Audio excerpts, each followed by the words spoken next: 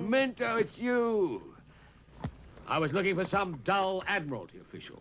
Yeah, and a guard of honor, and your usual crowd? Yes, and you better have a pretty good reason for landing me like a smuggler in this little hole. Bear off, Bellman. Best respects, my lord. Aye. Pocketors. Stand by. Give way together. And you cannot fool crowds, especially not English ones. They'll find out that I've landed. Head straight for London. Aye, my lord. You have changes of horses? Up. Good. We're due at the Admiralty in the morning.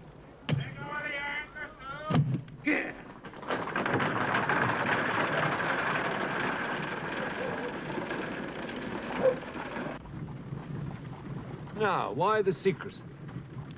Because if we'd landed you among a crowd, and the word had spread that you were back in England after 2 years, and no longer out there keeping the French away, we might have started a panic. Well, I must say, you haven't the air of a man who's dying. Eh? Oh, by your own reports, of every illness known to medicine. Well, I had to exaggerate a little. I have a fever of the blood. You more than most people know its name. I know its name. Everyone in Europe knows its name. But after a couple of years' absence from the lady, I thought, well, some of us thought... Every second of every minute of that 2 years' absence from Emma Hamilton has been a torment. You can tell that to the Admiralty. I'll tell him myself. I'm not wearing this damn thing on shore. And besides, Emma hates it. How is it? bad. Where would she be waiting for me? In London? No, she's at Merton, preparing for your arrival as befits the mistress of the household. A small detour from this road, we'll come to Merton. It won't take long. It will take 2 hours. Well, 2 hours. And 12 hours more after that. No, I've promised to deliver you straight to the Admiralty, and straight to the Admiralty I shall deliver you.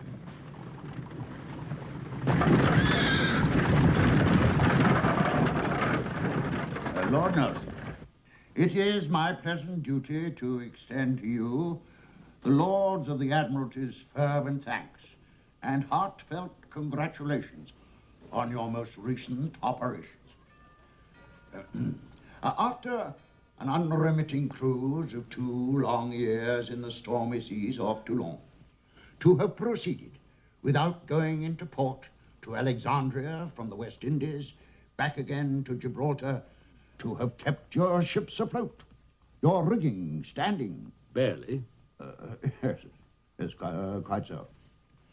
You have protected England for 2 long years and have saved the West Indies by only a few days. I think there was some more, but I seem to have misplaced the other sheet. Which is just as well, perhaps, since my idiocy in chasing Villeneuve across the Atlantic and back could have put Bonaparte on the throne of England. But it didn't, Lord Nelson. Thanks to your name. Did he know my name? You must know that he did. I like you. They said I wouldn't, but I do. Where is Villeneuve now? At Ferrol. Collingwood's latest dispatch gives it that Villeneuve is about to sail. He won't do that. Bonaparte is no seaman, but he's not mad. Villeneuve will stay in Ferrol.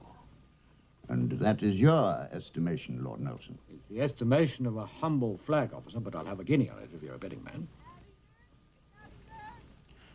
And how long do you think he will stay at Ferrol? Long enough to give me a fair leave.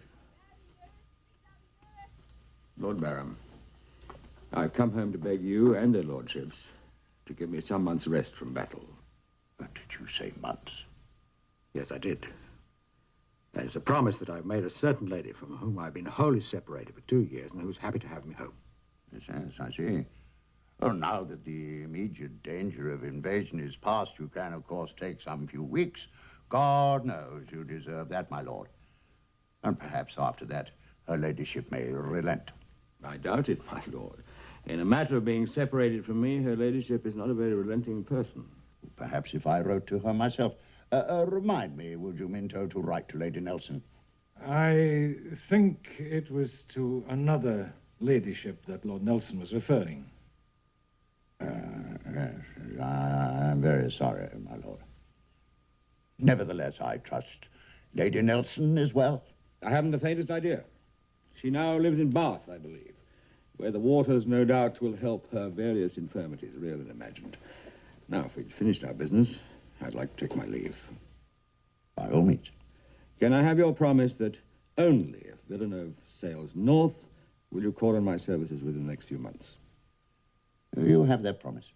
And you've accepted my guinea bet that anyway he won't come out of Ferrol. Shall we make it 5? Done.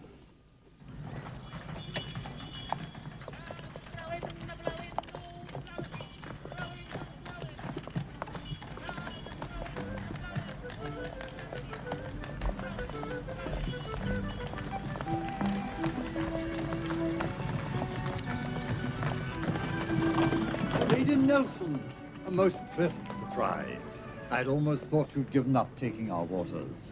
Thank you, Mr. Longford.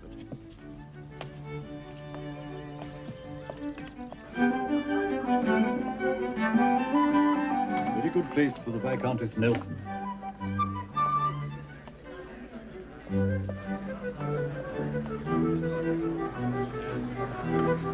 Yes, we're all mentioned. Lord Nelson has invited all the members of his family to stay with him at Merton. Among the residents of Bath so honoured are Mr. and Mrs. George.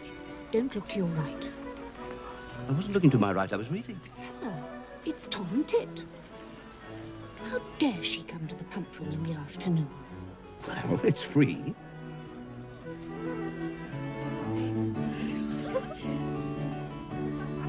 Good, she saw that. So did the whole pump room. Go on reading. Yes. Who leave on their joyous expedition to London tomorrow morning. Their young son, George Matcham Jr., nephew to Lord Nelson, who must surely count himself the most fortunate boy in England, leaves next Saturday to join them.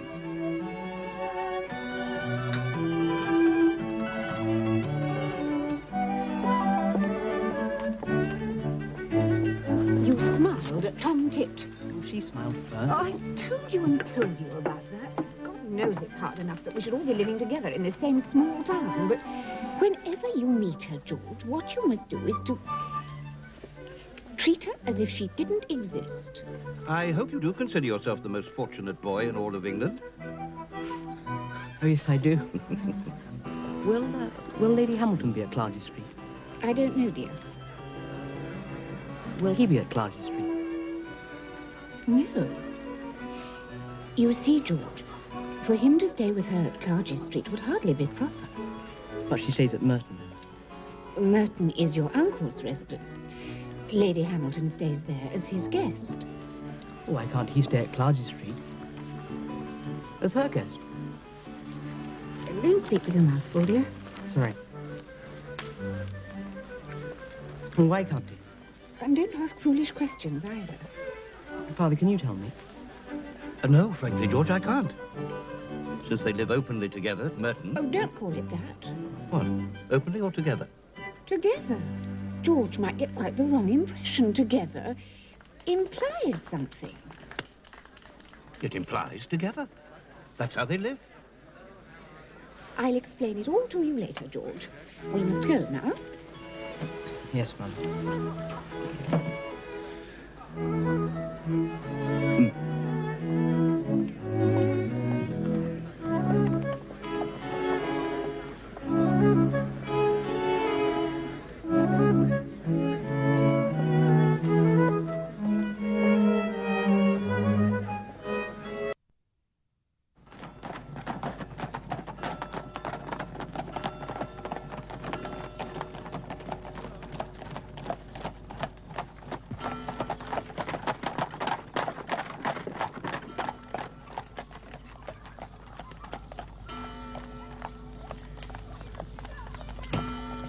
Now, pass your exams tomorrow.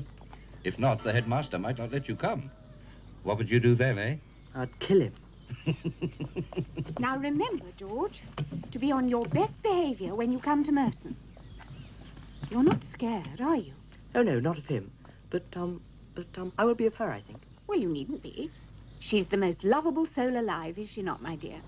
Lovable is an accurate enough description of a lady who, in her day, has been greatly loved.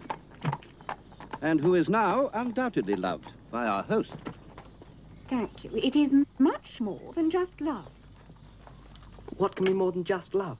Oh, something altogether higher. Nothing gross or physical, something, well, ethereal. Ethereal? Of the ether, the air, spiritual, not of the flesh at all. Come along, dear, or we'll be late. Joseph? Goodbye, George. Goodbye. Be a good boy.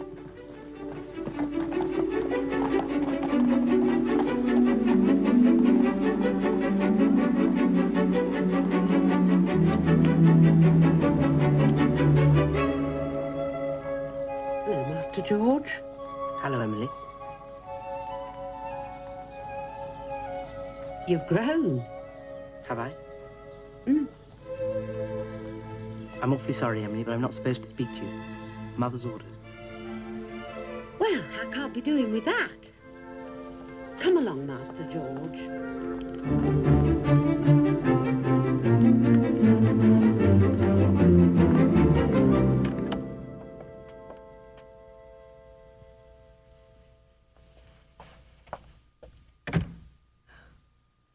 Thank you for coming, George. Oh, please, sit down. I thank your ladyship, but I would rather stand. I won't insist. But if you could call me Aunt Frances, as in the old days, it might make our talk less formal. Yes, Aunt Frances.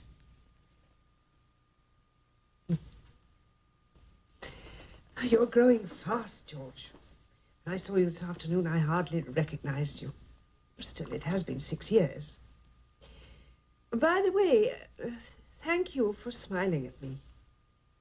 Well, I shouldn't have, because my mother said Oh, I saw you getting a tongue lashing from your mother afterwards. Yes, I am sorry about that. But I have a little present for you here to make up for it.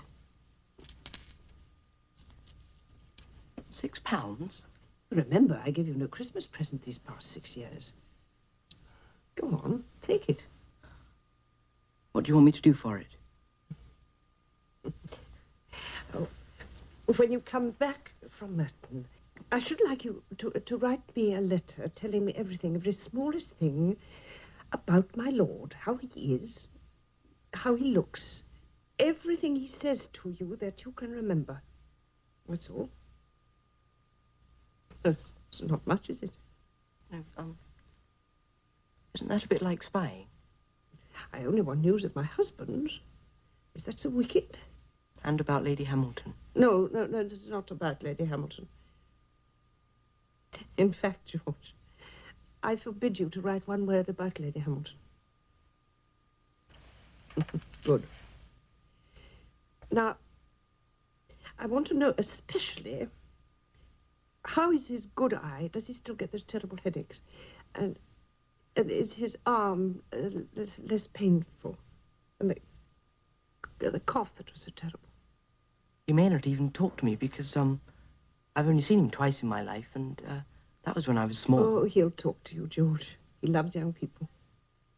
And a kinder, a gentler man never lived. Of course, if you could let slip that I should be overjoyed to see him again. Oh, not to talk, you understand, if it displeases him. At least, oh, dear. I forget how I began the sentence. It's a bad habit, George. I mustn't keep you.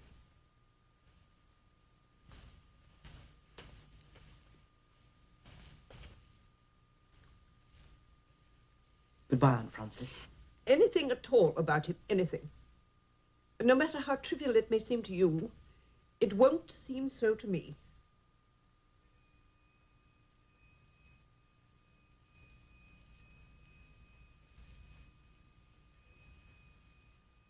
What did you do? What does your mother say I did? Oh, she won't tell me. But she says it was very bad. Perhaps it was. Well, what was it? I made him choose. But that's not bad. It was bad for him. Oh, no. Now, let's change the subject. Tell me, why do they now call me Tom Tit? Don't you know? No. It's the way you walk. The way I walk? Like the bird, you know. Funny, I never thought. Well, show me how I walk. No. Please go on, show me how they imitate me in the family.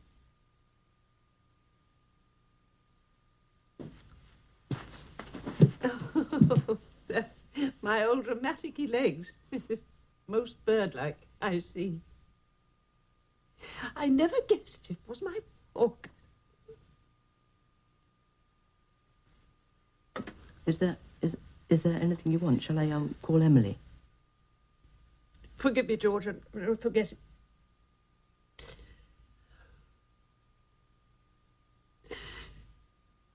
Do you ever write to him?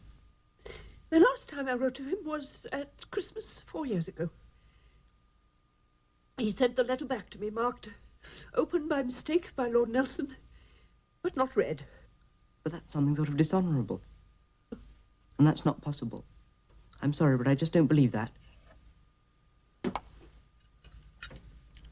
That opens the right-hand compartment of the desk over there. There's only one letter in it. Take it out and look at the cover. Oh, no, George, no, don't.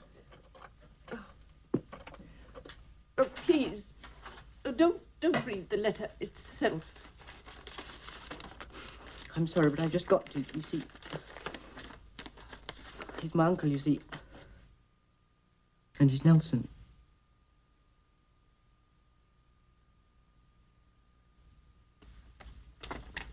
But is this all? There wasn't another sheet with a postscript saying that Lady Hamilton's a whore or something? No, dear George. How fond I could have been of you, had I only been allowed to. No, there was no postscript about Lady Hamilton, and there would have been little point in reminding him of the profession unkind people say she once followed. You're not trying to get me to believe that Lady Hamilton was... I don't think anyone says Lady Hamilton is a whore now. It would be good to think she were. Unhappily, I do not. No, there was no other sheet. Lady Hamilton must have recognized your writing and opened it. Of course, that's it. She opened it and read it, and then told Lord Nelson that it was a horrible letter which he mustn't read. So then he sent it back to you. That's how it must have been. Don't you think? Dear George, I'm sure that's exactly how it must have been. Now, put the letter back in the compartment, lock it, and give me the key. Why don't I take it down to give to him? You'll certainly do no such thing. Oh, but I'd hate it if anyone thought Uncle Horatio was capable of such a cruel and dishonourable thing as to send back a Christmas letter to... I really think I ought to show it to him.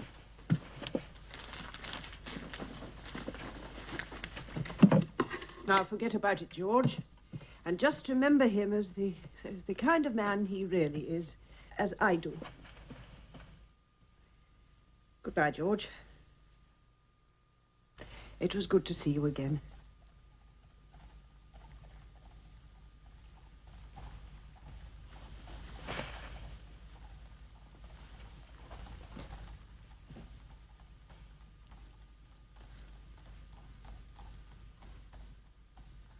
My respects, my lady. And mine to you, sir.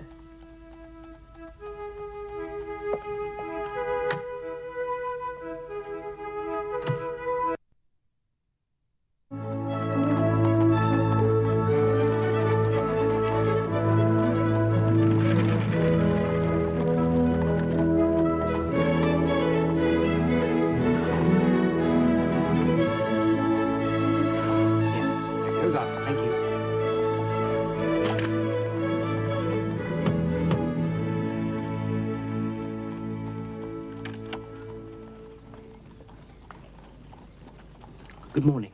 Good morning. I believe I'm expected. I'm Master Matcham. Oh, yes. Come in. Lord Nelson out now. But I tell Lady Hamilton you here, eh? You wait here.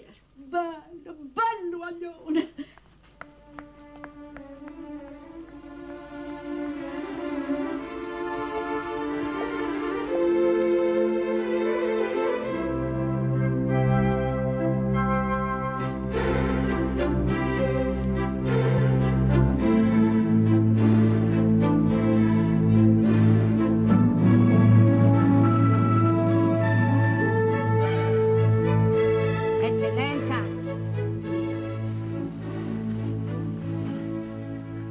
Matcham downstairs. You must dress. Not yet, you silly cow. I've only had 3 hours sleep. So many? 3 is more than he's giving you every night since he come back. How many times? Oh, I can't remember. There was 1, and there was 7, I think. 7. Mamma mia, che so cose pazze. Gesù. Another year at sea and he would have burst. Pah! Con cognac? Naturalmente.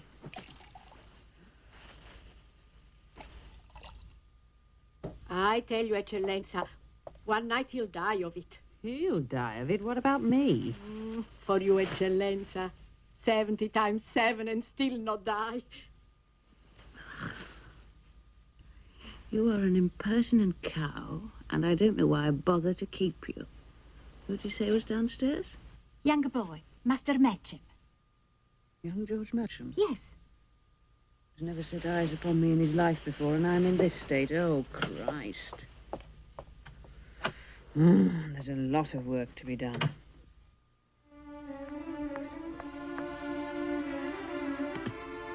Lady Hamilton will see you in her bed. Come. Her bed? Oh, gosh, No. She received many gentlemen in her bed. Many much bigger gentlemen. No, but you see,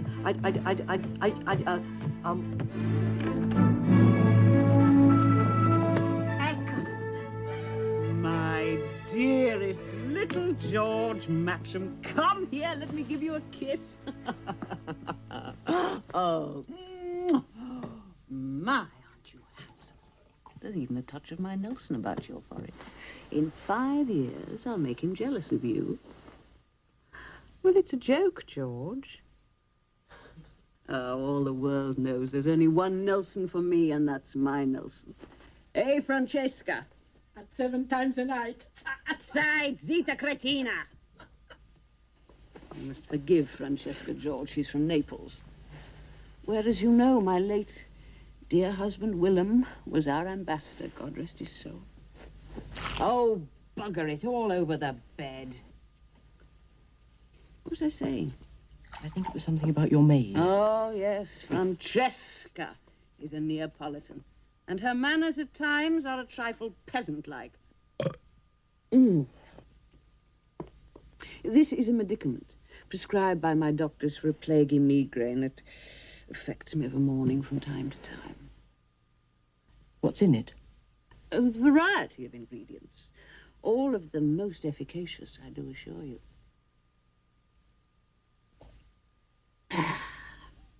There. I feel better already. Ooh! I'm so glad. Dear little George Match. Aren't you happy to be the nephew of such a great man? Mm-hmm. Yes, I am. Great Jove himself, immortal of all the immortals. Pull me up, you silly cow. You know eat nothing. I bring you some pork pie, yes? Oh, I don't know what my stomach will hold this morning. Might toy with a piece of cold mutton. Subito eccellenza. Eccellenza means excellency, George, which, of course, in Naples is what I was. And to the Queen of Naples, I was, guess what? Carissima mia, beloved friend. And so she was to me, George, and so she was. Do you know she would sometimes do me the honor of asking me to share her bed? And the king, he did me much honor, too. Of course, not quite in the same way. Jesus. It's a Neapolitan phrase, George. They make much use of our Lord's name and of the Blessed Virgin, too. Of course, to our ears it may sound a little common, but one soon gets used to it. As an ambassadress, one has to. Ooh, I think I must have drunk my medicine too fast. Yes, who is it? Is your ladyship visible? Minto, come in, come in. Good morning, my dear. Visible to you at any time. Are you holding a levee? Well, at least I've risen. This is young George Matcham, my Lord Nelson's nephew. Oh, young Master Matcham, your servant, sir. And this, George, is Lord Minto, your uncle's dearest friend. My lord. My Nelson vows he loves Minto most of all persons in the world, second only to me, eh, Minto? No. A very poor second, for the competition provided by your ladyship is, to say the least, large. Oh, you'd like me thin as a wraith, eh, Minto? A flagpole. Perhaps you think my Nelson would prefer me so that he could more easily run up his flag? Well, let me tell you, his flag does quite well enough as it is, thank you very much. Last night it was nailed to the mast at no surrender, and the signals all at close action. Oh, dear, little George. Little George, would you like to run down to my morning room while I dress? Yes, my lady. Don't call me my lady. What shall I call you? Aunt Emma, of course. What else? That is what I am in the sight of God. Yes, Aunt Emma. Come here, give me a kiss. Yes, Aunt Emma. Ah, little Georgie. There. Wait. Oh, leave all that. Help me find something to wear that won't make me look like a curate's ass. Oh, what a sweet boy. I vow I love him already. I know he loves me.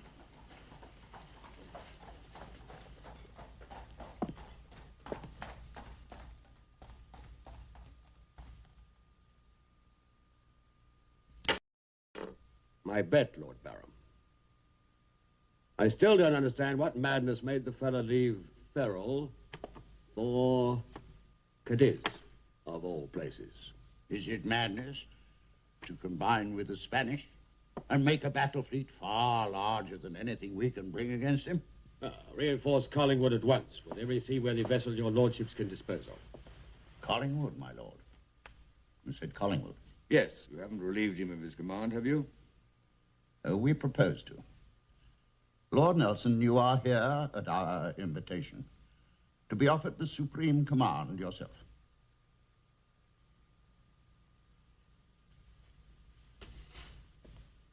My lords, I'm deeply honored. What does he say? He said he's deeply honored. I must nevertheless refuse. As the First Lord should have told you, I must. How so, my lord? Because you made me a solemn promise that only if Villeneuve sailed north would you call on my services. Oh, that promise was given before the present situation was known. It was nevertheless a promise. And on account of it, I gave the same promise to a certain lady. If your lordships have any further business with me, you will find me at Merton, at least for the next few weeks.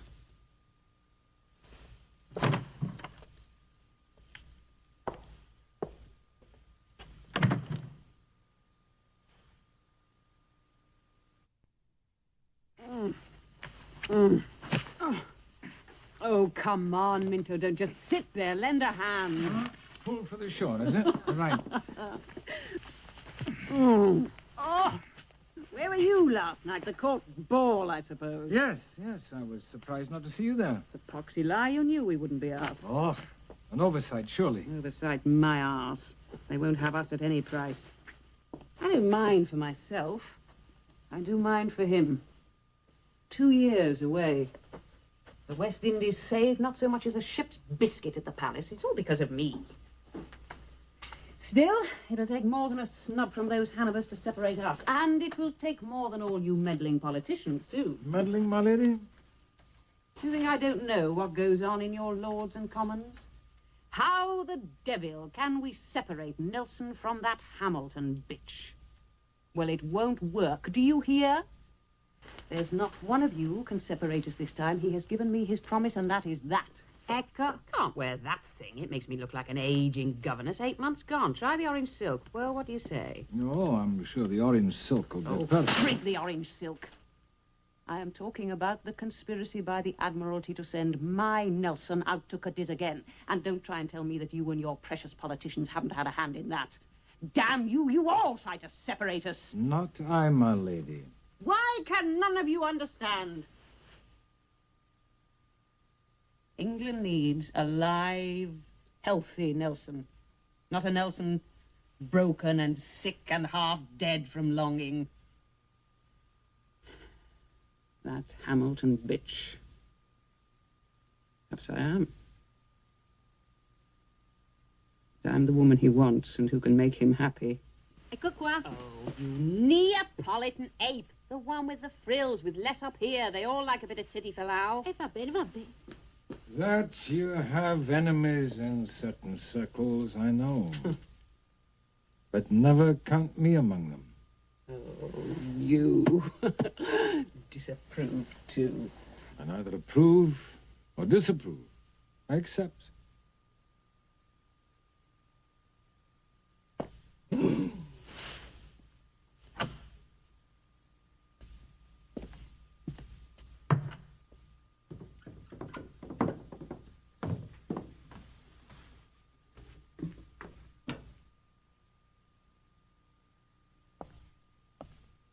Au revoir, Master Matcham. I shall be seeing you at Merton. Yes, my lord. Good.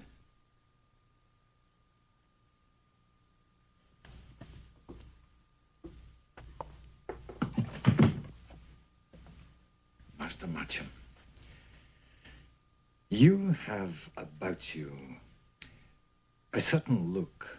Before you arrive at Merton, you do well to remove it. It will not be popular there. What look, my lord? It's a look of shock, Master Matcham. and is not uncommon among those friends of Lord Nelson who meet Lady Hamilton for the first time. But remove it, sir, I beg you. Your uncle will not like it. Are you fond of Lady Hamilton? You seem, Master Matcham, to have inherited your uncle's flair for surprise attacks.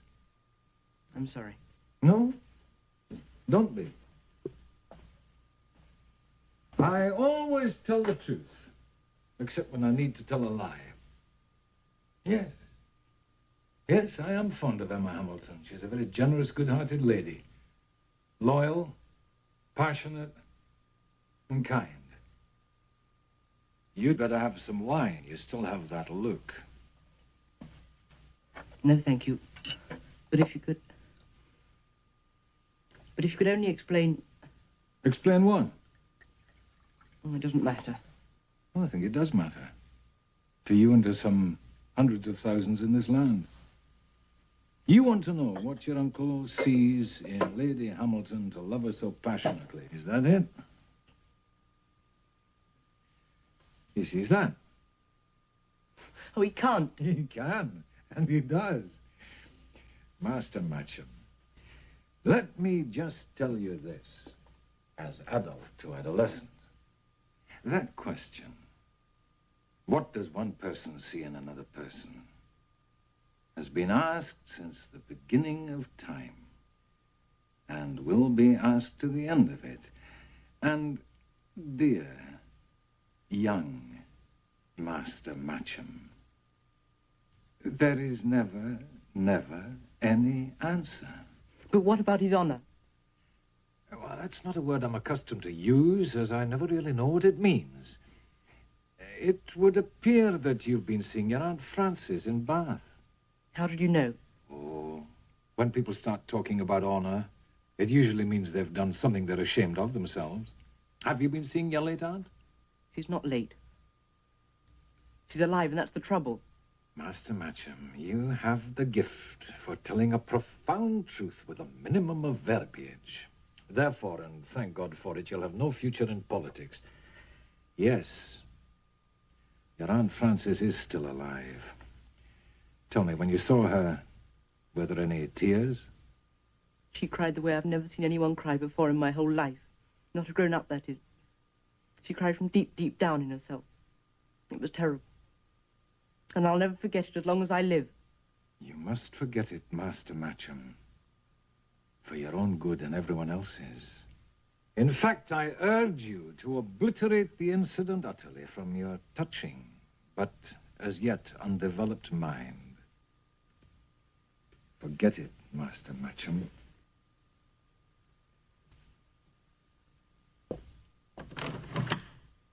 I declare, look at that crowd.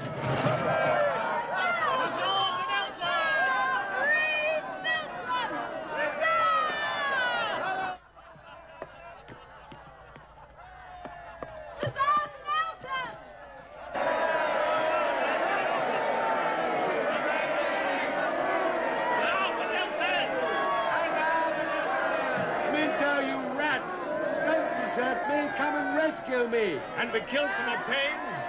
Anyway, since when did Nelson want rescuing? You are a cowardly, treacherous speechmaker.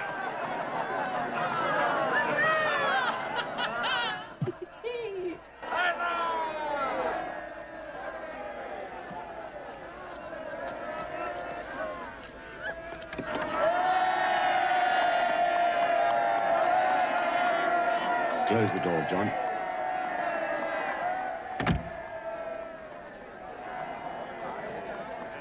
Have you kept your promise? Did you doubt me? In that poxy Admiralty, I always doubt you. Did you tell them you wouldn't go out again? Yes, my love. And I've so displeased their lordships that perhaps I'll never be asked to go out again. Oh, let it be never again. Let it be. Oh, you don't mean that. I do. I do. I do. I do. Oh, there's little George. It's George Matcham, your nephew. Come out of there. Oh. George Matcham. Well, I haven't seen you for a long time. Hello, Uncle. Hello, nephew. Well, you've grown so much I didn't recognize you.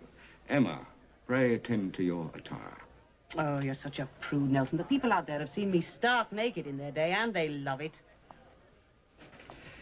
These crowds are a confounded nuisance, George. I sometimes long to walk in London unrecognized, but what can I do? Perhaps, Uncle Horatio, if you didn't wear all those, stars and decorations. I got you there, Nelson. George is right. Vanity is my traitor. Oh, no, I didn't mean that. Yes, you did. I may be vain in such matters, but damn it, I like people to know what I've done. Here comes Hardy. Not a soul's recognizing him. He's not getting so much as a pat on the back. Oh, your flag captain? Yes. Emma, I do think that your state of undress is not... Oh, I know. Dressed or undressed, Hardy thinks I'm the whore of Babylon. Dun, dun, da, da, da, da, da. All right, John. It's Captain Hardy. Hardy.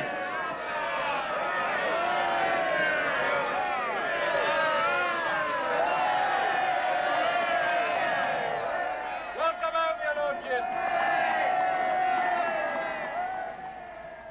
This is my nephew, George Matcham. Captain Hardy, my right-hand man. Master Matcham?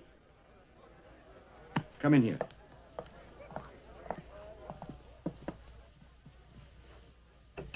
Wouldn't you rather be alone? No. You've come from the Admiralty? Yes. Is the news true? Yes. Well, when does the Victory sail? I don't doubt, Captain, that you'll get your orders to sail the Victory south in a few days to join Admiral Collingwood's command. Yes, my lord. Excuse me. I have to go to her ladyship.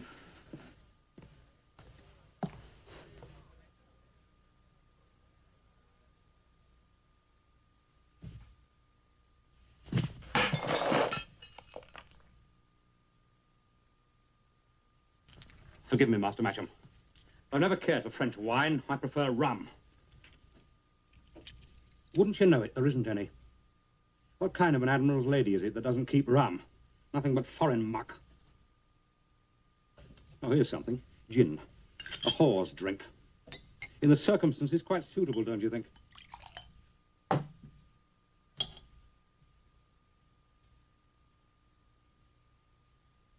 How long have you been his flag captain?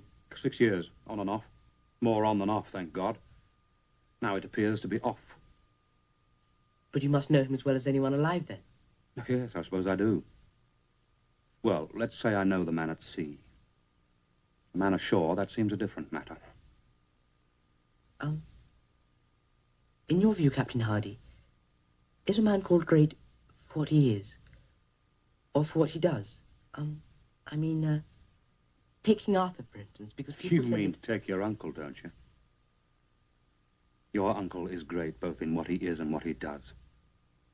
How could he have done what he has done without being what he is? You mean winning battles? I mean far more than winning battles. Every schoolboy knows exactly how the Nile and Copenhagen were won. But does every schoolboy know what they were won with? Surely we have better ships than the French. No, sir, certainly not. But they are better handled. Yet what kind of men are they handled by? 4/5 of them have been pressed, kidnapped, knocked on the head and thrown aboard a man-of-war to face a brutal and degrading slavery, which they must submit to, or bear their backs to the cat o' nine tails.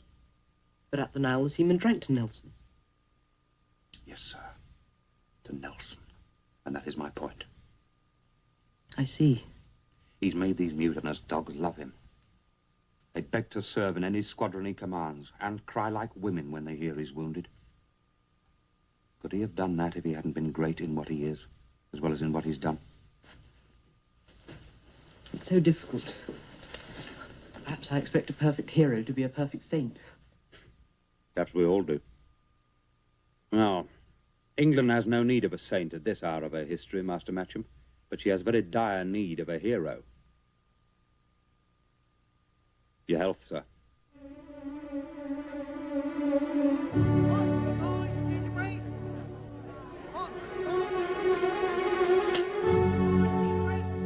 not ready yet, my love? Very nearly, my dearest. You know, I always want to look my best for you, and that takes time. The carriage is at the door? Si. Are the servants in the hall? Si. Then tell them to open the doors as a signal to the crowd. Subito, Eccellenza.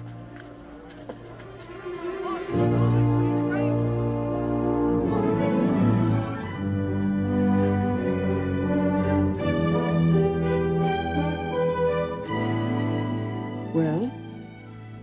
You leave Cleopatra in her shades.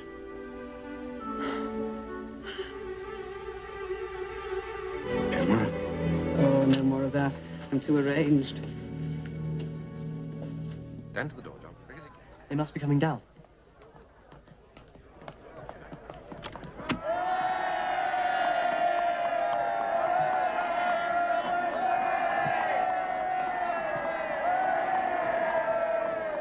Ah, Captain Hardy. What honor you do to my house. It is I who have that honor, Lady Hamilton.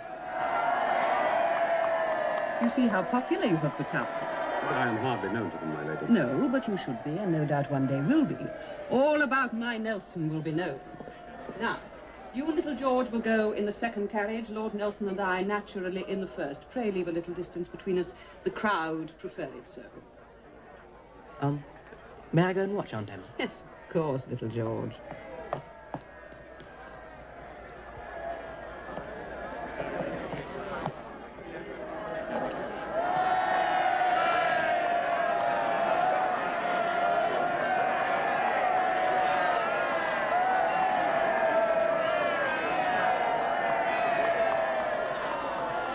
Don't she look a sight for a widow in mourning? Good Fido, good doggy, follow your mistress. Hurrah for Nelson! Hurrah!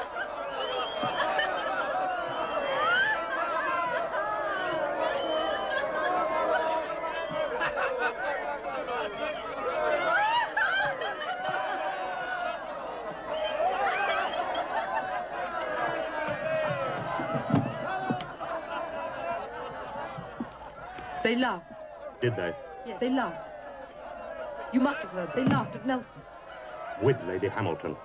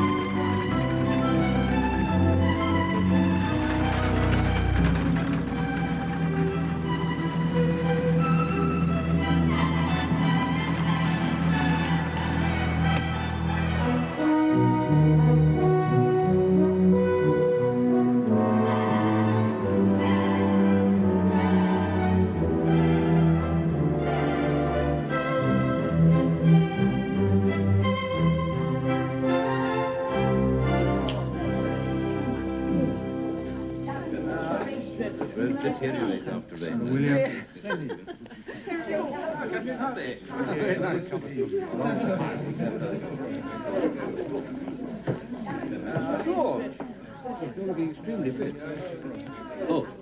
Ladies and gentlemen, I'm happy to tell you that her ladyship has consented to give us one of her little entertainments tonight, after dinner. Oh, one of your attitudes, dearest Emma. Which one? Cleopatra mourning Antony. Dear brother Nelson has written some words to go with Shakespeare's version. I have composed the music myself. It's all quite new. So as you can well imagine, I'll be as nervous as a pregnant nun. So perhaps if you'd all be good enough to muster in the drawing room at about 7 for dinner. Muster? You make it sound like a bloody warship.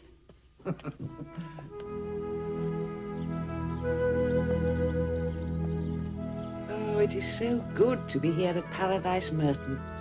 Our home for eternity, eh, Nelson? I was thinking of something a little longer than eternity.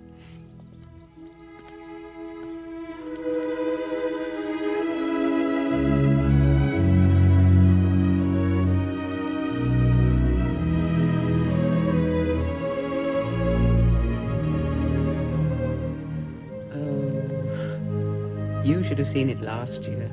And the year before. Why did I have to fall in love with a sailor? Well, at least not one with a wife in every port.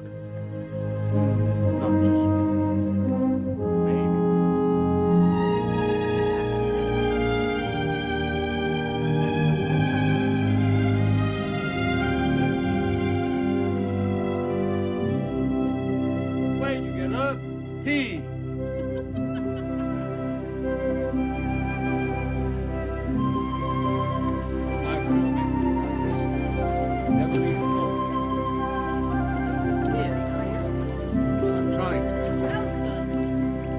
Hard to larboard. We'll be in the incoming starboard, which do I mean? Nelson! Just keep rowing.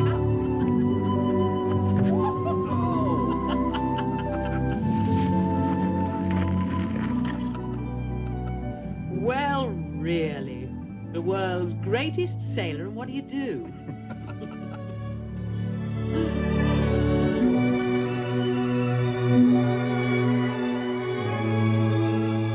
Well, I could hardly have wished for myself a happier shipwreck. Still, exactly which is starboard and which is larboard? Well, that depends on which way the captain is facing.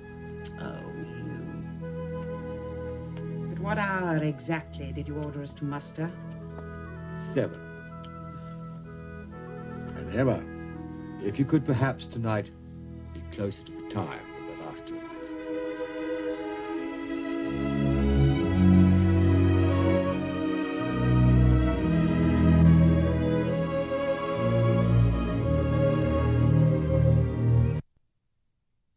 Well. Thank you, Ned.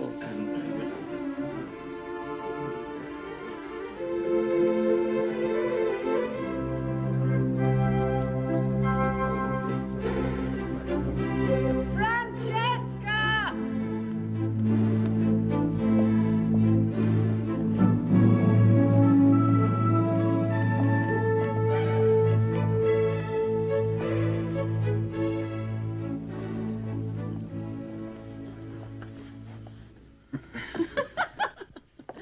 Good evening.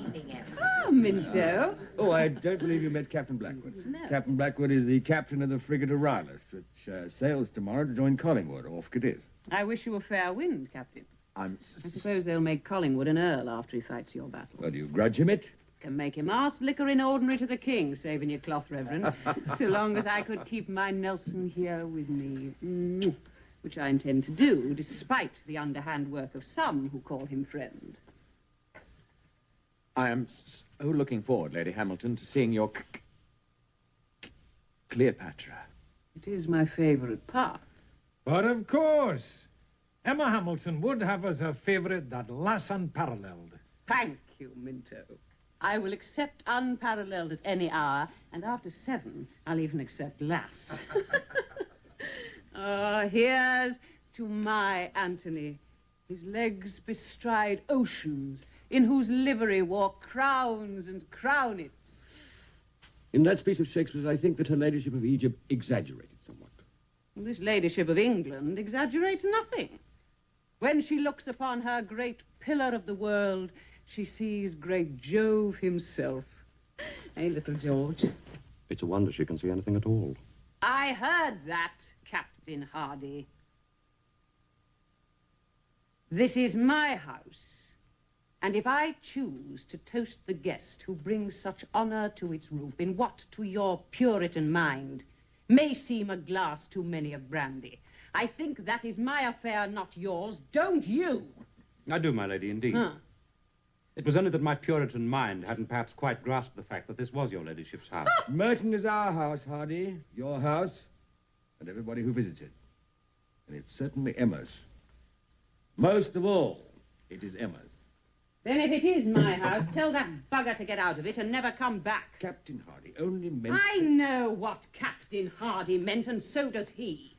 He meant that I am not your wife by virtue of Mother Church. Well, a pox on Mother Church. I am by everything that this world holds just and honorable, the true and only wife of this man here. Emma, please stop. To everyone who comes to this house. To my lord's family, huh? to my lord's friends, to my lord's servants, in fact, to the whole of England. I, Emma Hamilton, am the only wife of Lord Nelson. Excepting, I would suppose, to Lady Nelson. Hardy, that was unforgivable. I shall leave. No. Hardy will not leave. I command it. Tell him to get out of this house now and never come back. I command you. You command me in most things, Emma, but not in that. Oh, indeed. Then perhaps it is I who should leave your lordship's house. Francesca, send for my carriage at once. Subito. Francesca, va via. Sì, eccellenza.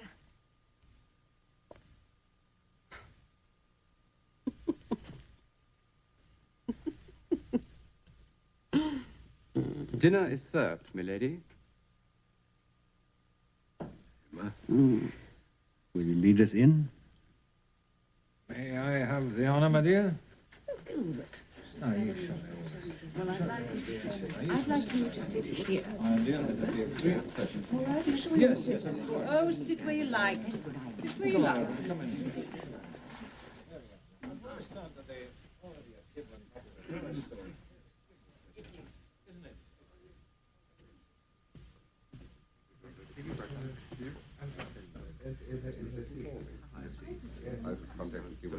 Hardy, another 2 ships. There. There. Now, here, gentlemen, is your battle of annihilation. Our 2 squadrons isolate here, and destroy. That's the suggested plan of battle, Blackwood, that your frigate will carry tomorrow to Admiral Collingwood. I'm indeed most... Yes. Yes.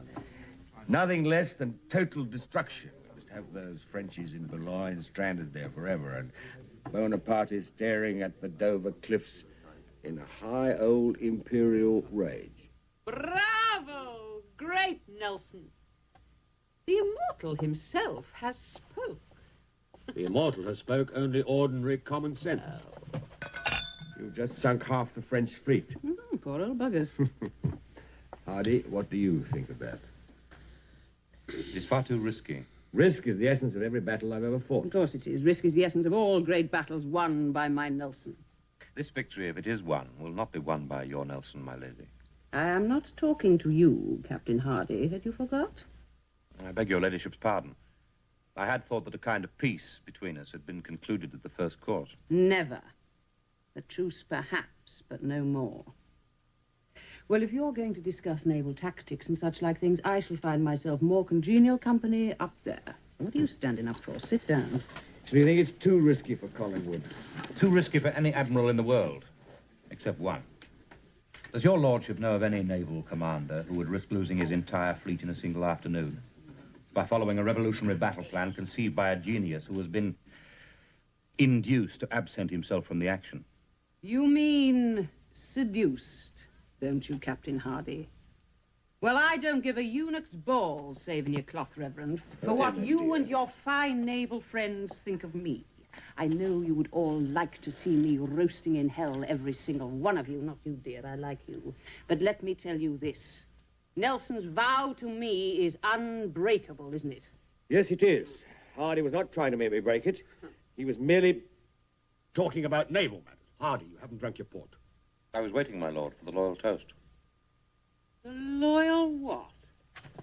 Ho, ho, ho! Emma! Ladies and gentlemen. I don't drink to the court that insults you and me. You know that, Nelson. Seems that her ladyship is going to conform to the naval custom of drinking her toast sitting down. The king. The king? The king. God bless him. Don't give a fig for that old lunatic at Windsor. Or his German bitch of a queen. Here, little George, catch. Oh. Shade too much brandy for good bowling, but I make a very handsome cricketer. Eh, little George? Emma, you would apologize to Captain Hardy and Captain Blackwood for what you just said about the King and the Queen. Because they have sworn a vow of loyalty to his old lunacy? Yes? And vows of loyalty are such sacred things, are they not? Yes. More sacred, I don't doubt, than vows made to certain persons in bed. Perhaps you would be happier in Tom Tit's bed than mine. Emma, you're making a spectacle of yourself in front of strangers. There's nothing in the world I hate more than that. Bugger off. Apologize to Captain Hardy and to Captain Blackwood. All right, then. Captain Blackwood. Captain Hardy, I apologize. You really are the most enchanting creature. Oh, you say the prettiest things to me sometimes. Did you say such things to Tom Tit? You know the answer. Yes, I do. But I like to hear it said. So say it. Very well. I dislike my wife, and I always have. I'm sorry, Blackwood, but sometimes the truth must be spoken. The cruel, vindictive shrew obsessed with hatred of my Nelson. Nelson, tell them about that letter you had sent back to her, marked open in error but not read. Very well, then, if you won't, I will. Can you imagine what kind of a letter it must have been to have made my gentle-hearted Nelson send it back to its writer marked so? Did you read this letter, my lady? No. So dreadful was it, my Nelson would not even give it to me to read. And to think that letter was sent dated Christmas Day. No. December the 18th. What did he say? He said it was dated December the 18th. Was it? Yes. Have you read this filthy letter? Yes. And it wasn't filthy. Not the letter I read, anyway. Have you been seeing Tom Tit? I saw her once. George, are you a traitor? A traitor in our family? Here at Paradise Merton? Come here, boy.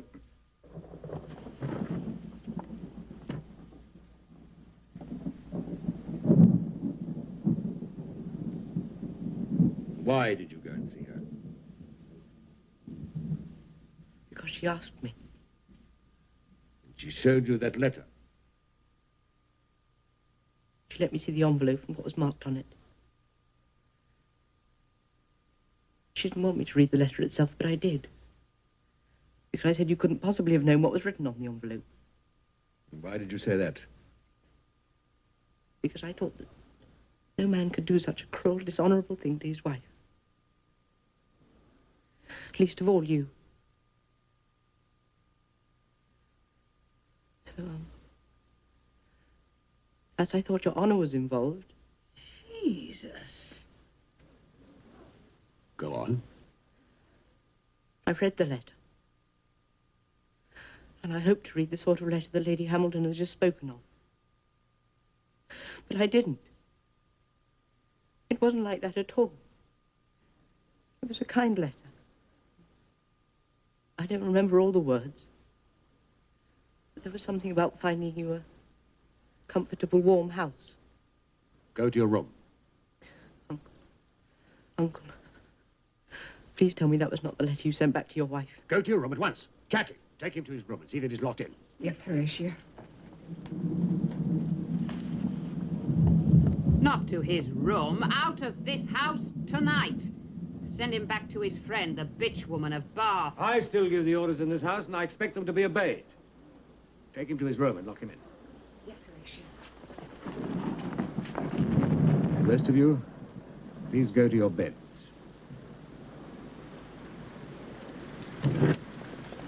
Not going out in this. It's pouring. By your leave, my lady. My lady. Are we back to that? Nelson, come back! Come here, come away. Nelson! Oh, Minto, what am I to do? Do what he says. Go to bed. Leave him to cool his temper in the rain. And then when he comes back from his drenching, just apply the right arts.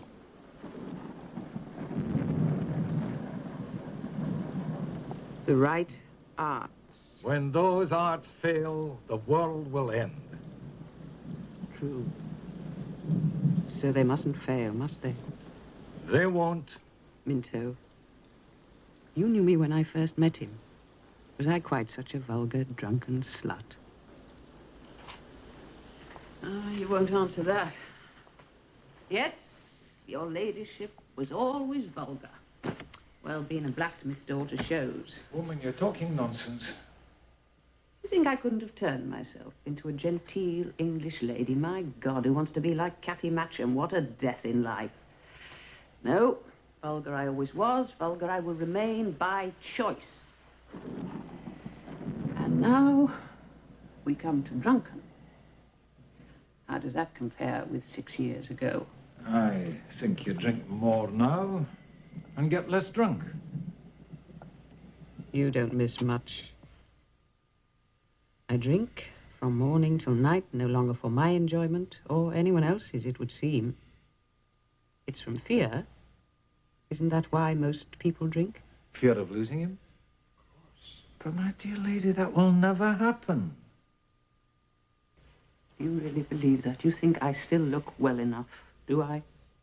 You look as desirable as when you sat for Romney.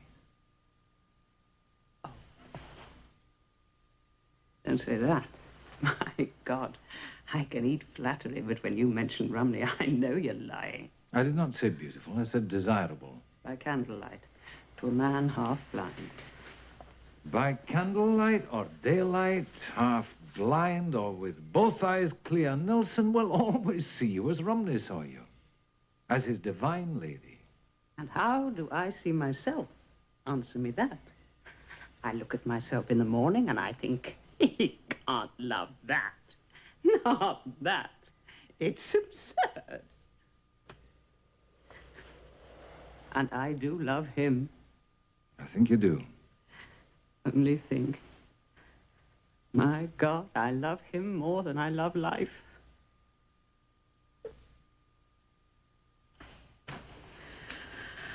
Oh, Minto, you go to him. Oh, please. He's thinking of her, and that's bad. It's always bad. You go to him. As your ladyship commands.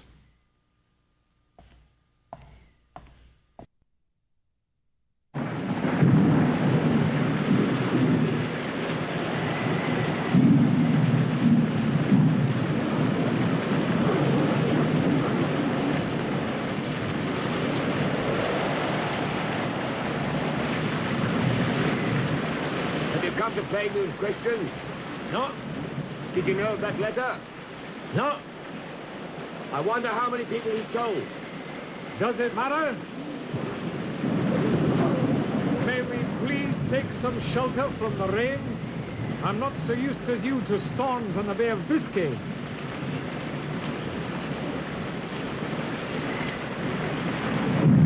Does it matter, you ask? Possibly not. The world must be on her side. A faithful and loving wife, vilely treated by her husband, now living in loneliness and despair because that very villain who cast her off so cruelly has bribed his family and intimidated his friends to make them desert her too. A pitiful, misused lady, flying her flag with genteel dignity in her lodgings in Bath while her besotted husband rollicks away his honor and his reputation with the mother of his bastard child. That's how the boy sees it, Minto. Why should not the world see it through his eyes, too? The world, Horatio, is not your nephew. I'm not at all sure that my nephew is not the world. No. Young eyes usually see the truth of things through a distorting mirror. So does the world, I suppose. I know what the world sees. 6 years ago in Naples, I deserted a loyal and loving wife for the embraces of a notorious charmer. He's not leaving his wife, but that woman, you said, that Emma Hamilton, who displayed herself naked at 14 in Vauxhall Gardens and was sold by Greville to Hamilton to repay a bad debt and was bedded by half the nobility and gentry in England. Do you think I didn't know how loud the laughter was? Did they laugh in the House of Lords? Pinto? Their lordships laugh very easily. And if I'm to be strangled for it, I'd prefer a bit more shelter than this.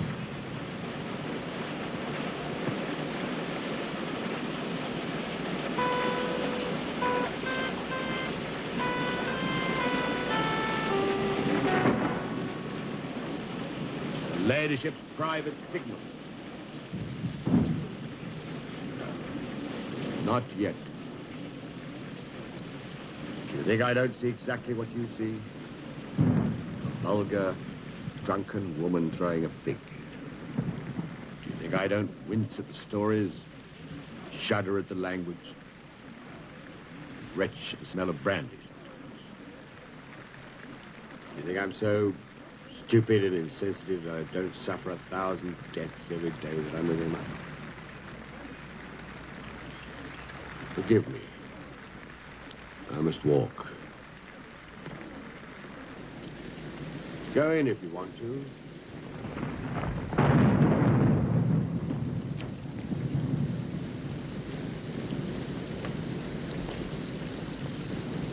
I was jeered at in Clarges Street today.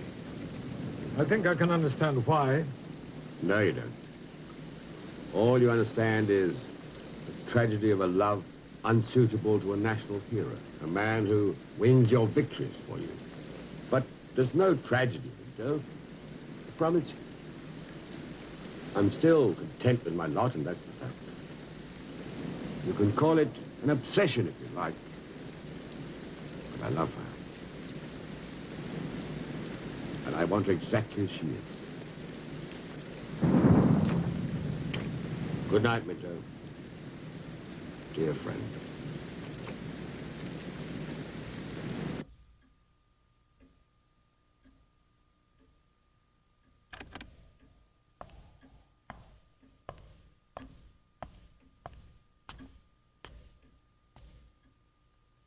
Madam,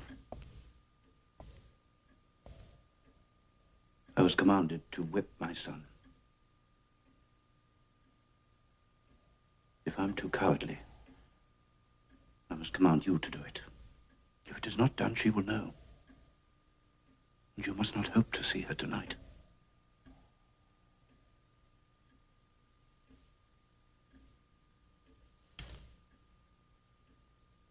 The key to his room. All right, madam. You go to bed.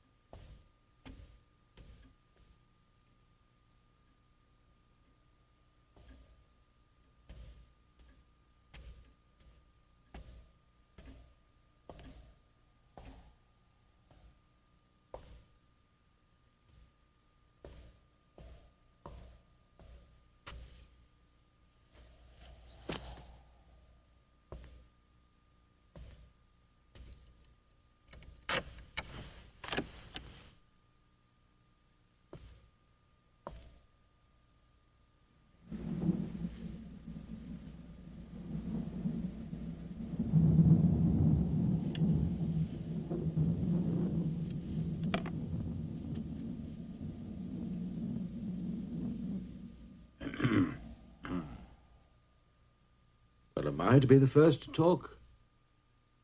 Nothing to say. How was Lady Nelson? Unhappy? I'm sorry you should have seen it. Did she talk much about me? With love, I suppose. Noble, resigned, forgiving love. What did she say? She said you were the kindest, gentlest soul alive. How easy it is for her to find the right words. And she doesn't mean them. Oh, yes, of course she means them. She has no reason to invent them. And she can write them, too, as well as speak them. For instance, George, Bath, the 18th of December, 1801. My dearest husband, it is some time since I've written to you. The silence which you have imposed is more than my affection would allow. In this instance, I hope you will forgive me for not obeying you. One thing that I omitted from my letter of July, that I have now to offer you for your accommodation, is a comfortable and warm house. Do, my dear husband, let us live together. I can never be happy until this event takes place. Let everything be buried in oblivion, pass away like a dream. I am, most sincerely and affectionately, your wife. You see, George, I did read it. And sent it back? Yes. Aunt Frances must have done something really dreadful to you once. She did. What? She wrote that letter. Perhaps you'll understand better one day. No, I'll never understand it. Never. It was a kind, loving letter. Many cruel acts are done out of love and kindness. Perhaps most, George. Oh, dear God. Must I explain? Yes, you must. Is it so important to you? The most important thing on earth. Very well, I'll try. It won't save my honor that you guard so carefully. Oh, don't make fun of that. I won't. George, when you have done wrong to someone, an open wrong, a shameful wrong, to be forgiven for it is the very hell. What do you do about an enemy who won't hate you? That answers every broadside with a signal gently fluttering from the mast that says, whatever you do to me, I shall always forgive you, and I will go on loving you forever. What have I left but to hate?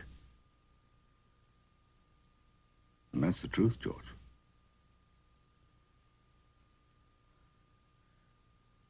But why must she be an enemy? Because she declared war. How? She made me choose. That's not war. It was to me. Anyway, don't think I resent your alliance with her. There's no alliance. I must take your side. Why? Now you know what a shameful fellow I am.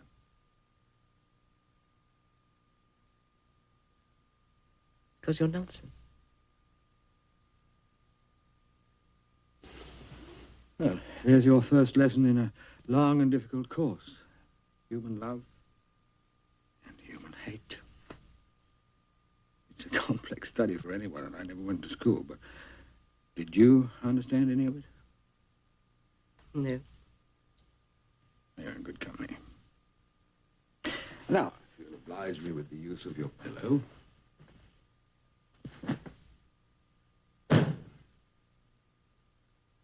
Could I ask you for a little cooperation? A yelp or two might be of service. No? Oh, very well. Now let this be a lesson to you, sir, that you'll never forget. I'll have no more treachery under this roof. You have both insulted me and gravely offended Lady Hamilton.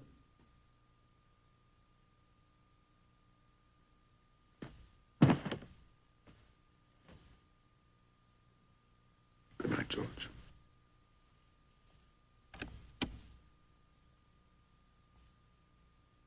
Good night, Uncle. Perhaps one day we'll both understand.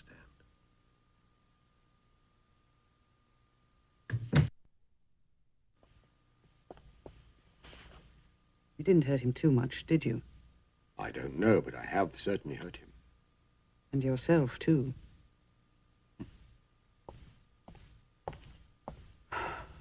Oh, my Nelson, I do shame you sometimes. The culprit most humbly begs your forgiveness. Emma, there's no one here. Your Emma has most grievously offended, and does most humbly submit herself to your lordship's great will. You know my will. Whether it's great or not is another matter, but it's certainly unquenchable.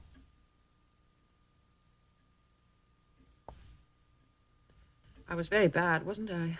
It's forgotten. I really call Hardy a bugger. You did? Let's hope inaccurately. Oh, I will behave better, I promise. I will, I will.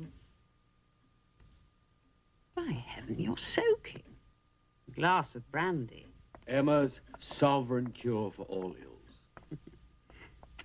Oh, Nelson. I was so afraid tonight that I would lose you. Never. Not till death. Who shall we drink to? Let's drink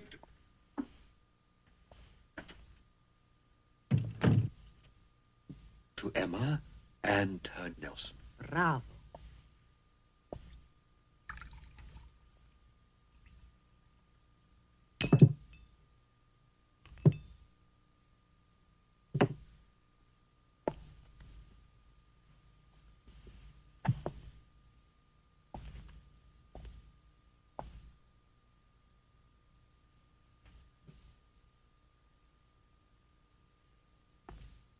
Oh, you've spoiled your pretty plan. Yes. What a shame. I had intended keeping the table laid exactly like this to show visitors how Nelson won his battle off Cadiz. You mean how Collingwood won Nelson's Battle of Cadiz? I said, how Nelson won it. Emma, I did not ask. No, but you were going to. No, you're wrong. I would never, never have asked. Well, you'd have called me my lady a little more often. Or perhaps discovered you wanted to walk out of the house alone in the rain as the time of the battle drew nearer. I love my Nelson. But I love all of him. I don't want half of him with the better half pining to be out at sea. Has Hardy been talking to you tonight? That person, I would not soil my lips. Emma. And it's not only that feeling, Nelson. I wouldn't want to be thought of as the woman who kept you from going out when your country needed you. It is my country too, you know. So you too think I'm needed? There is only one Nelson in the whole world. And he is mine, mine alone. Yes, yours alone. Mine to keep and mine to give.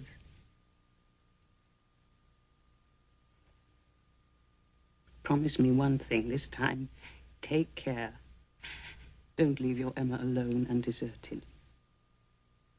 I'll do everything in my power to see that you're not alone and deserted. And this, I solemnly vow, before God. Well, you're very good with vows, and you do your best to keep them.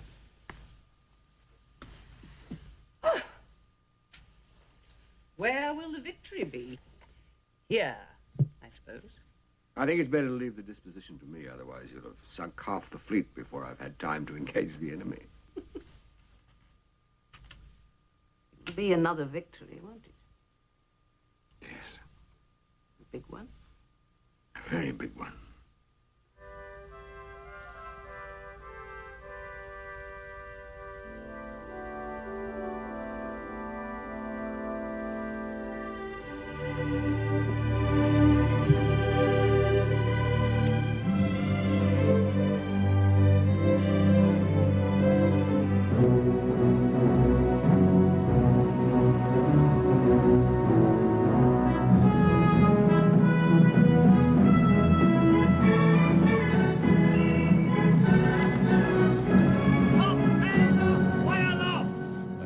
our masts coming over the horizon, they'll see what they think is our line of sailing. I'll hoist no signal that betrays to them it's also our line of battle. Except one. A little signal to amuse the fleet. You'll excuse us, gentlemen, but the order's been sounded to prepare ship for action. Well, gentlemen, I think that's all. You better rejoin your ships. There is one question, my lord. At our conference last night, you agreed, did you not, that the Victory should not be the first into battle? Villeneuve flies his flag in the Bucentaur. According to the rules of the search, he's my prize, nobody else's. I take it we're all agreed on that. The enemy is sighted, my lord. Good, gentlemen. To business. May God bless our endeavors. Captain. Yes, my lord? 5 hours I watched you trying to pass me in your damn Temeraire. When we come to battle, I'll thank you to keep to your proper station. Yes, my lord. And what is that? Behind me.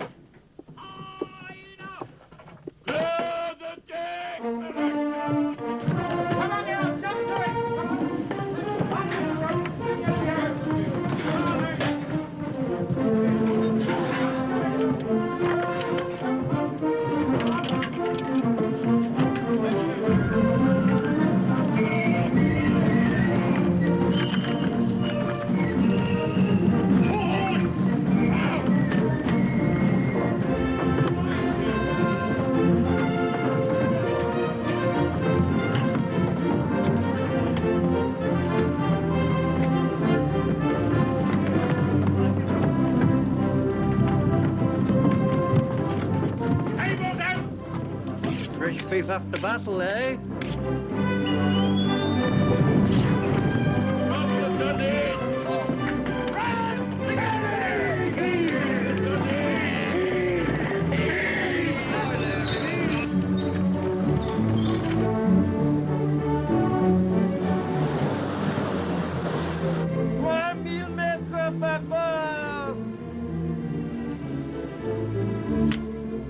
Paré à tirer.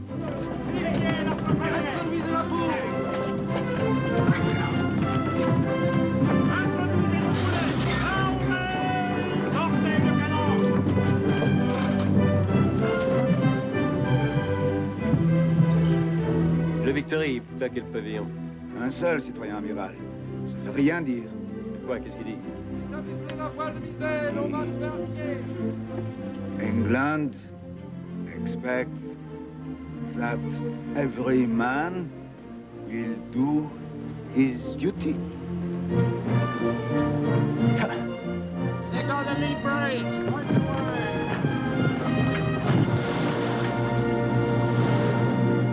May the great God whom I worship grant to my country and for the benefit of Europe in general a great and glorious victory. May no misconduct in anyone tarnish it. May humanity, after victory, be the predominant feature of the British fleet. For myself individually, I commit my life to him who made me, and may his blessing lie on my endeavors to serve my country faithfully. To him I resign myself, and the just cause which has been entrusted to me to defend. Amen. Amen. Amen. Blackwood, why aren't you aboard your ship? I stayed, my lord, in case you should, after all, decide to fly your flag in a frigate. Fiddle. I beg my pardon, my lord? I said fiddle. A frigate was for Collingwood. You better get on board yours and carry her well. Aye, my lord, will you please reconsider? The Victory, if she is first into battle, will have the weight of 4 enemy battleships against her, alone and unsupported. You make it 4, do you? I make it 5. Will you at least keep your personal promise to me and wear a plain coat? I see you presume to send for it. May I assist your lordship into it? Don't you trust me, Hardy? No, my lord. Well, later. Now, since you and Blackwood are so conveniently here, I'd like you to attest to my signature on this document. There's no necessity for you to read it, but in case we're burnt or sunk, I'd better give you the gist of it. Now, this document clearly leaves Lady Hamilton... I'll read you the last paragraph. I leave Emma Lady Hamilton, therefore, a legacy to my king and country that they will give her an ample provision to maintain her rank in life. Now, should sign it just here. Dean Cardi. Chevalier, make it back.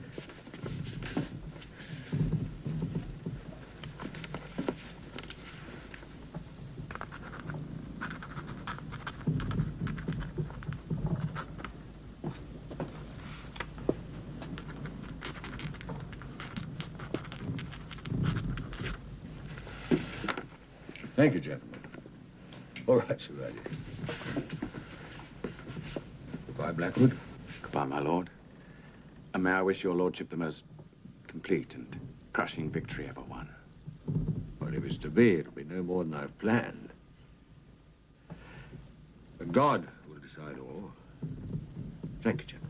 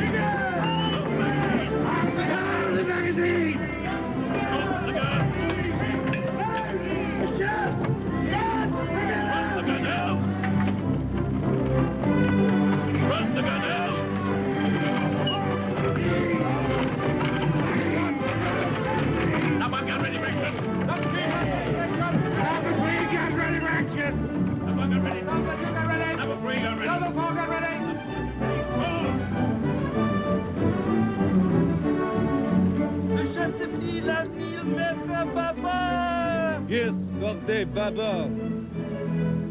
Feu!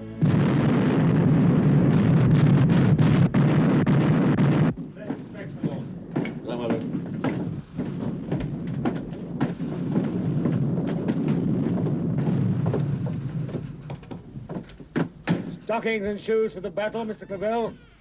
Easier for the surgeons.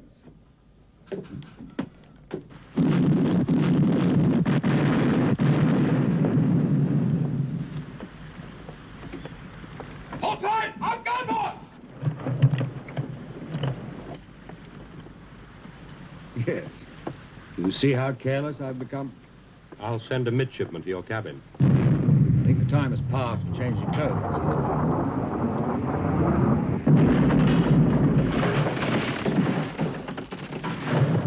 Bad gunnery.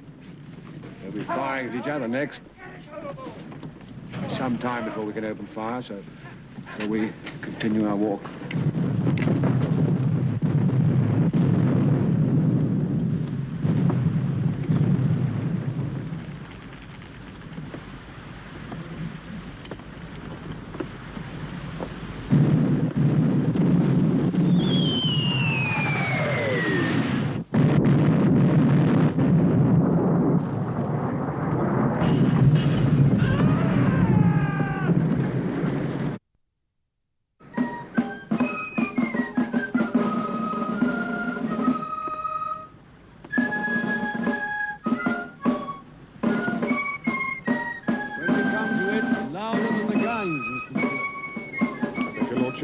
I said when we come to it, louder than the guns, Mr. McKillop.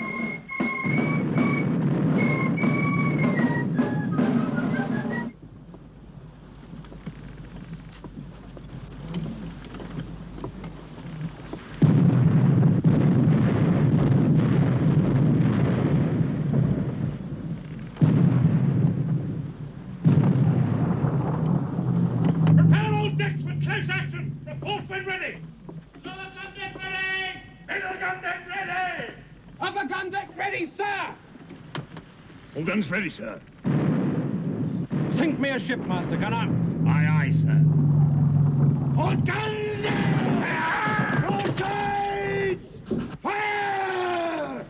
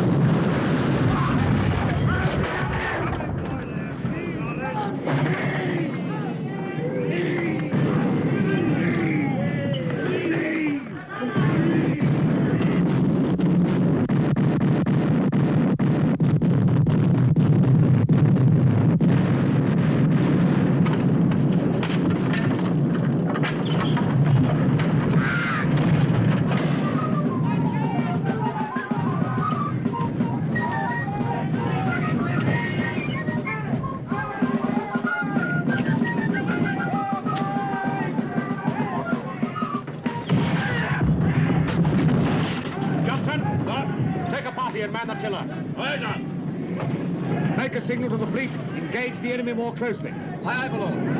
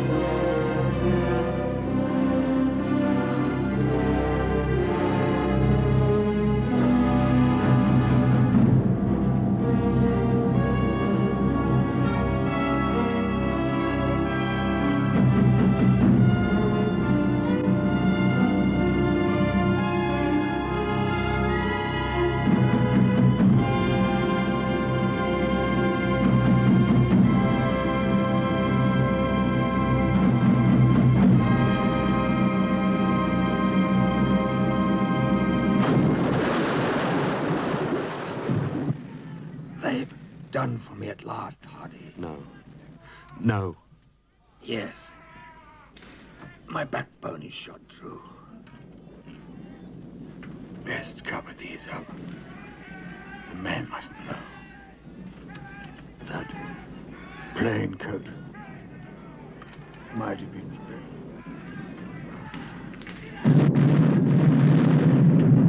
free. Cover him and take him below.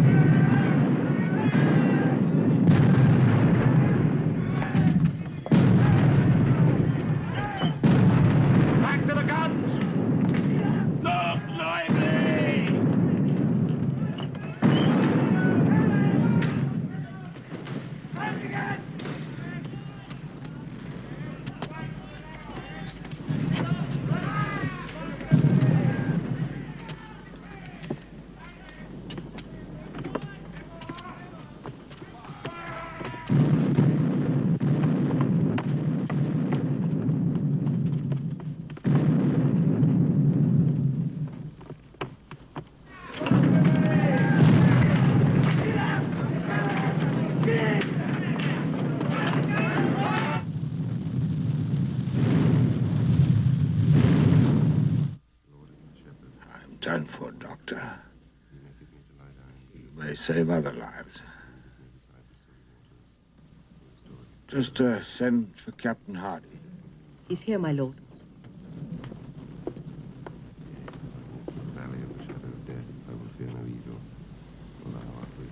Hardy. How goes it, Hardy? The Beau-Centaur has surrendered.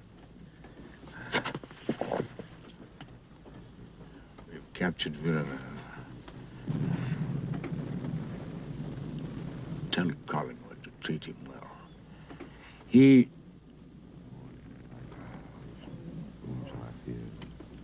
has been a most gallant enemy. I would have enjoyed Villeneuve as my guest at dinner tonight. What of the other enemy ships? I can't tell your lordship exactly how many prizes we've taken, but I can answer for 15 of their larger ships. I'd bargained for 20. No British ship struck or sunk? No, my lord. It is the greatest and most complete victory ever won at sea. That's good, of course. But I had bargained for 20.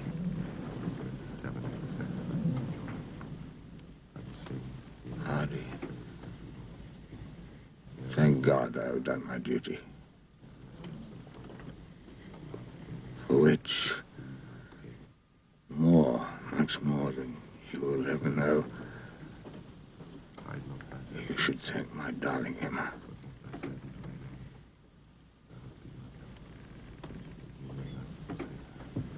It's difficult to see you.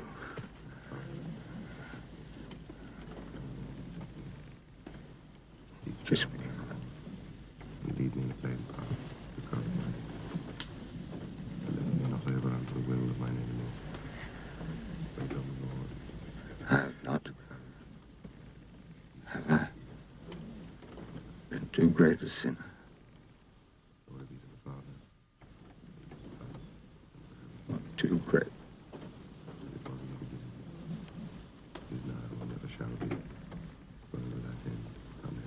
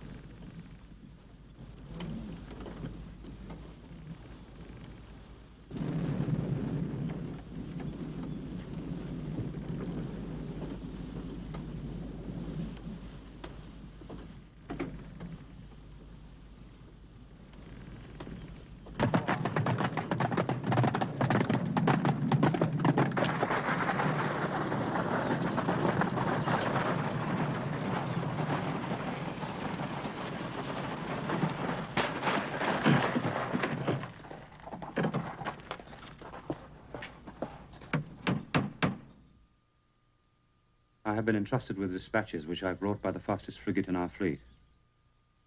And so, my lady, as I have not yet reported to the Admiralty, you are the first person in England to hear the news of this great victory at Trafalgar.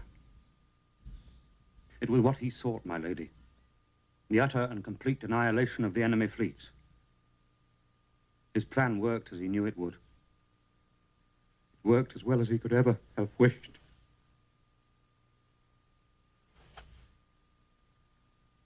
Forgive me, my lady. I have more to tell. I know you have, Captain. I know what other news you are bearing to the Admiralty. How? Who has told you? No one has told me, for no one needed to. I knew when he left I would not see him again alive. How else, if you are Nelson, can you leave this life except at the moment of your greatest triumph? Did he suffer much pain? Some, but not much. Of that I can assure your ladyship. I was with him at the end.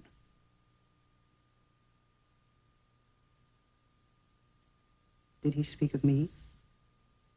He spoke of little else. You're not inventing that to be kind. No, my lady. I would never do that. No, you would not. Some other messenger might, but not you. I must not detain you, Captain, from taking your great news to the Admiralty. It was kind of you to break your journey at Merton. Forgive me if I do not see you to the door.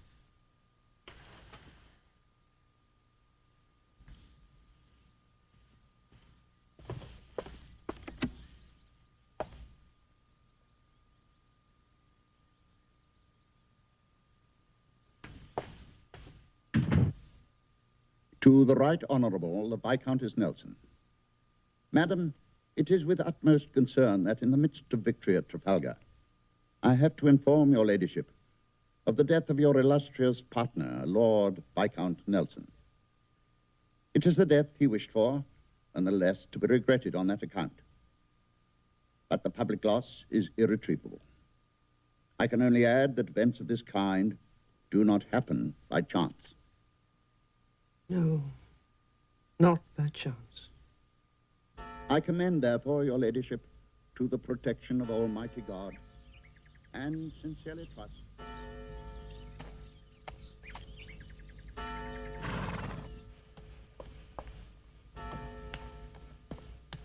Lady Hamilton, she says she will see you. But please, oh please, Lady Nelson, it would be so kind if you go. For a whole week she's not well, not see visitors. Lady Nelson? Lady Nelson? Or is it Countess? I hear they made him an earl after his death. Anyway, this is indeed an unexpected pleasure. Pray forgive the attire. It was all I could find in my wardrobe of mourning. I never could abide black. Lady Hamilton, I have come for one purpose only, to bring you some news that you may, in your grief, find of some comfort. My grief? What about yours? Well, it can hardly be as great. 6 years is a long enough time to grow accustomed to a loss. But you never did lose him. You never did quite lose him, don't you know that? I would ask your ladyship, your countess-ship. Oh, and I did so want to be a countess. I'm a snob, you see. I always have been. I would invite you into my drawing room had the creditors not already taken out all the furniture, but if your ladyship should require refreshment. No, I thank you. Well, you will forgive this ladyship.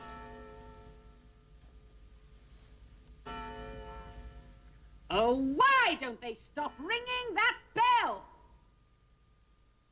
They've been ringing it day and night. I suppose they think my Nelson... Oh, sorry.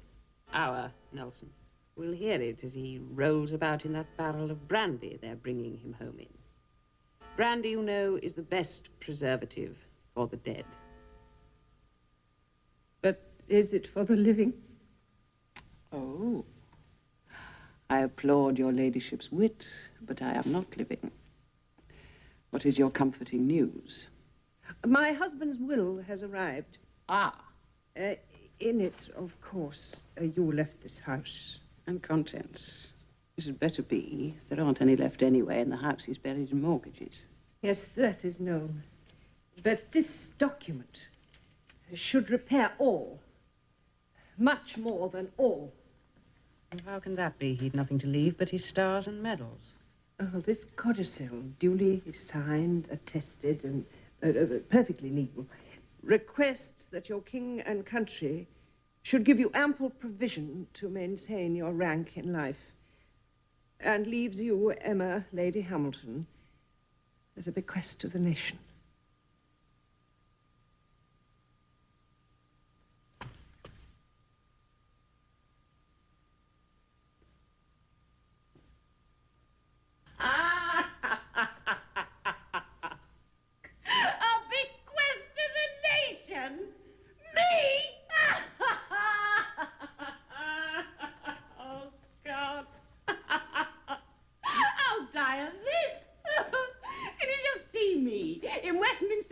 On a plinth, or at Windsor sitting on a throne between the king and queen with a plaque saying, "Here sits Emma Hamilton, the late Lord Nelson's whore." My poor Nelson, what a baby he was. Do you really think there would be the slightest chance? I give you my word that I personally will do everything in my power to see that my lord's last wishes are met. I believe you will. I can't think why, if it me, I'd have torn that thing up. I don't think so. Nothing I have heard about you has indicated anything but the most wide and generous nature. Wide and generous? A whore, that's all. A whore who stole your husband. My husband left my bed for yours. He was bound to leave it one day for somebody's. I've understood that for a long time now. But why should we quarrel? Because the bed happened to be yours. You must have hated me, didn't you? Yes. Just as you hated me. You're a good woman. And the good has triumphed at last. Is there any triumph for either of us? What will happen to you? Well, debtors' prisons aren't that uncomfortable these days. There's always this. I might even cheat my creditors. Be a race, anyway. Good health. Let me keep this. Can always sell the signature. I wonder, Lady Nelson, as a matter of idle curiosity, which of us will be the better remembered 100 years from now? You, I suppose. I'll just be the figure of fun. Well, the figure of fun is going back to her bed. Oh, why don't they stop that bloody bell? Can I help you? No. Thank you for coming down. I mean that. Oh, Jesus.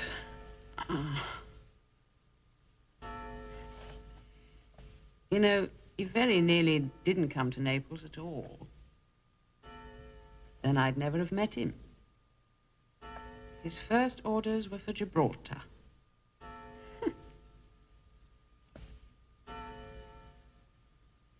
It's a funny world, isn't it?